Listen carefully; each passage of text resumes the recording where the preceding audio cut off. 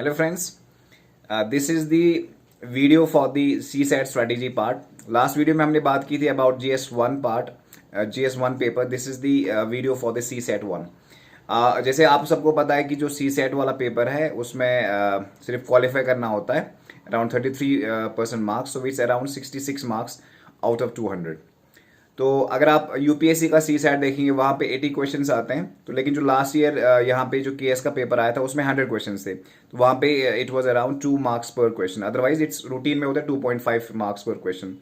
तो अगर हम देखेंगे सो अगर हमें करेक्ट करने होते हैं around 27 question to clear the cut off. It's around 27 question to get the जो कट ऑफ है उसको क्लियर करना है ना, जो क्वालिफाइंग कट ऑफ होता है.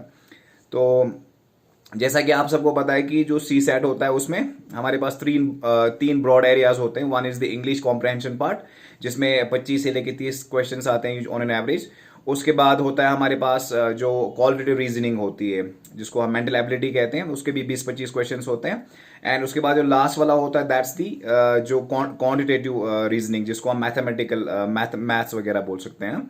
तो जैसे जो मेरी स्ट्रैटेजी रही है, मैंने चूंकि लास्ट दो पेपर ही जो पेपर्स हो गए थे उसी में CSAT आ गया था. तो सबसे पहले आपने ये बिलीफ होना चाहिए कि you have the ability to clear this cut off, जो एलिजिबिलिटी कट ऑफ है. Because if you are a graduate student you have read enough English, आपने उतनी पढ़ी होती है, आपने उतना मैथ्स किया होता है. बिकॉज उसमें मैथ्स कोई नया तो आता नहीं, इंटीग्रेशन कैलकुलेशन तो है नहीं, इट्स जस्ट जो बेसिक मैथ्स जो 9-10 में पढ़ते हैं वो वाला मैथ्स है, उसी का थोड़ा एप्लीकेशन है. इसी तरीके से जो रीजनिंग भी है बेसिक थोड़ा सा प्रैक्टिस करने के बाद बंदा आराम से क्लियर कर जाता है. तो थोड़ा सा हम पार्ट वाइज थोड़ा सा अभी बात करेंगे. सबसे पहले जो हमारे पास रीजनिंग वाला पोर्शन है, ये ऐसी रीजनिंग नहीं है कि आपने जैसे जो बैंकिंग वाला स्टूडेंट जो those who are preparing for PO और बैंकिंग एसोसिएट या जो CGL वगैरह के लिए प्रिपेयर करते हैं, वहां पे आप एक्सटेंसिवली रीजनिंग पढ़ते हैं. तो क्योंकि वहां पे वो मेरिट भी डिसाइड करते हैं और वहां पे कट ऑफ भी काफी कॉम्पिटिशन कट थ्रोट कॉम्पिटिशन वहां पे, तो आपने वहां पे आप एक्सटेंसिवली रीजनिंग को पढ़ते हैं.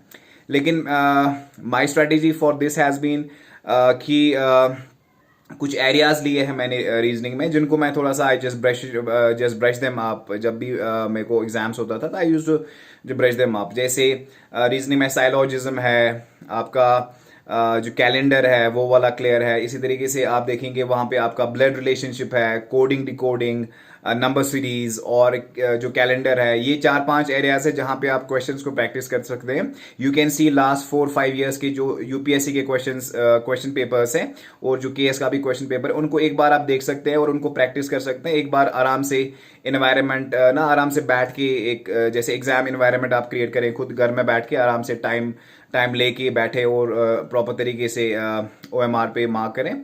तो आप देखेंगे कि 2-4 क्वेश्चन पेपर सॉल्व करने से आपके अंदर उतना कॉन्फिडेंस आ जाएगा कि you will be able to easily clear the eligibility cut off. तो 4-5 एरियाज पे आप काम करेंगे और पिछले 5-6 साल के क्वेश्चंस देखेंगे, उसमें से इन एरियाज पे क्वेश्चंस को सॉल्व करेंगे.